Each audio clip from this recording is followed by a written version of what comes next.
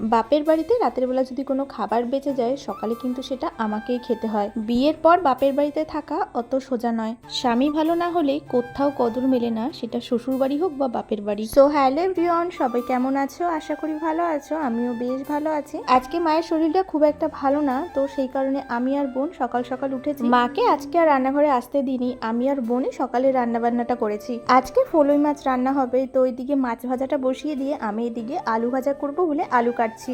আজকে কাঁচকলা দিয়ে ফলুই মাছের একটা পাতলা ঝোল হবে, তবে আমার কিন্তু ওই মাছটা খেতে একদম ভালো লাগে না। এখানে আমি আলু ভাজার জন্য কাটছি, আর এখানে কিন্তু মাছের তেল আর পেঁয়াজ দিয়েই আলুটা ভাজা হবে। সকালে একটু তাড়াতাড়ি উঠলে কাজবাজ তাড়াতাড়ি হয়ে যায়, তবে আমি না সকালে একদম উঠতে পারি না। আর আমার বর ডিউটি থেকে ঘরে আসে ওই 12:30টার পর। সারাদিন তো তেমন ভাবে সময়ই পাই না, তো তখন একটু কথা বলি। কোনো দিন ওই 7:30টার মধ্যে উঠে যাই, তবে বেশিরভাগ সময়ই কিন্তু ওই 8টা 8:30 বেজে যায়। রান্না বান্না করার পর বাবাকে তো টিফিনও গুছিয়ে দিয়েছি। এদিকে এসে দেখছি গুল্লু কিন্তু ঘুম থেকে উঠে গেছে, আর ওর কাছে আসলে না মনে হয় শুধু ওকে আদরই করতে থাকি। আর ওকে যদি চটকানো হয় ও যে কি আনন্দ পায়। ও যেহেতু ঘুম থেকে উঠে গেছে তাই ওকে এখন ফ্রেশ করাবো, তো এদিকে ওর জন্য একটা জামা নিয়ে নিলাম। আজকে ওর জিভটা একটু পরিষ্কার করব, তো এখানে উষ্ণ গরম জল নিয়েছি, আর নিয়েছি একটা সুতির পাতলা কাপড়, যেটা ওই গরম জলে ভিজিয়ে আঙুলে ভালো করে মুড়িয়ে নিয়েছি। তারপরে ওর জিভটা ভালো করে পরিষ্কার করে দিলাম, জামাটাও পাল্টে দিলাম। আর ডাইপারটা এখন চেঞ্জ করব না, কিছুক্ষণ পর করব, যেহেতু ডাইপারটা সকালে পরিয়ে দিয়েছিলাম। এখন যেহেতু একটু ঠান্ডা ঠান্ডা পড়েছে, তারপরে যেহেতু বর্ষাকাল, তো সেই কারণে ডাইপারটা একটু বেশি পরানো হচ্ছে। ওকে ঘরে রেখে আসার পর এই যে রাতের যে কাপড়গুলো ছিল সেগুলো এখন ধুয়ে ফেলবো। আমি সেই প্রেগনেন্সির প্রথম থেকে কিন্তু বাপের বাড়িতে আছি, যেহেতু আমার হাজবেন্ড কাজের সূত্রে বাইরে থাকে। শুধুমাত্র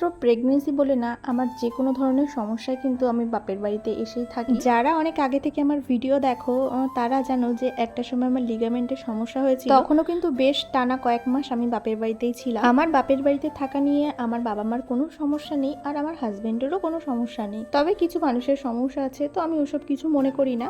অনেক ক্ষেত্রে দেখা যায় যে বিয়ের পরে একটা মেয়ে কিন্তু সচরাচর বাপের বাড়িতে আসতে পারে না। যদি হঠাৎ করে না জানিয়ে আসে, কেন হঠাৎ করে আসলি, একবার জানিয়ে আসতে পারতি, সেইভাবে কেন আসলি, মানে হাজার রকমের প্রশ্নের সম্মুখীন হতে হয়। সেই মুহূর্তেই কিন্তু আমরা মেয়েরা বুঝে যাই যে আমাদের নিজের বাড়ি বলতে কিছুই হয় না। আর আমার বাবা মায়ের ক্ষেত্রে আমরা 3টে মেয়েই কিন্তু সব, আমার যেহেতু দাদু ঠাকুমা বেঁচে নেই, ভালো মন্দ সবকিছুই কিন্তু আমাদেরকে নিয়ে। একটা মেয়ে বাপের বাড়িতে যখন সেই অবহেলাটা পায়, আস্তে আস্তে সে কিন্তু সেখানে আসা কমিয়ে দেয়। শ্বশুর বাড়িতে হাজার রকম সমস্যা হলেও সে কিন্তু আর বাপের বাড়িতে আসতে চায় না। আর এই যে কালকের যে বাসি লুচি ছিল সেগুলো সকালে আমিই খাচ্ছি, কারণ বাসি লুচি খেতে আমার ভীষণ ভালো লাগে। এটা কিন্তু সত্যি, যদি কোনো মেয়ের স্বামী ভালো না হয়, সেই মেয়েটা কিন্তু কোথাও গিয়ে সেই সম্মানটুকু পায় না। বিয়ের পর একটা মেয়ের তার শ্বশুর বাড়িতে কতটা সম্মান পাবে, কতটা কদর পাবে, সেটা কিন্তু নির্ভর করে তার স্বামীর উপরে।